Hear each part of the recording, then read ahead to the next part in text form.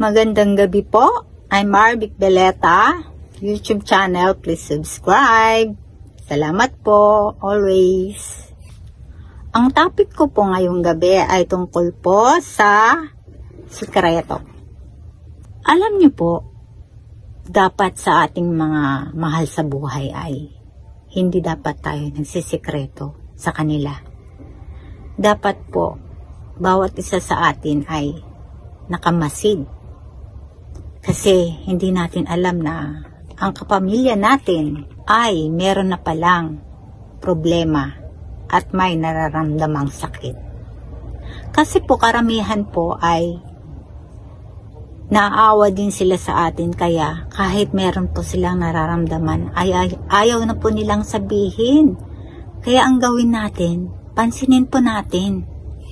Kaya kung pwede lang po ay pagmasdan natin ang mga taong nakapaligid sa ang ating mga mahal sa buhay, para malaman po natin kung ano na po talaga ang nangyayari sa kanila. Kaya po, magmula ngayon, sana po ay pagmasdan natin ang ating mga mahal sa buhay. Kung sino man ang may problema dyan, pansinin po natin. Kung sino man ang may sikreto dyan, bawal na po yan, mga ganyan. Kailangan malaman po natin. Salamat.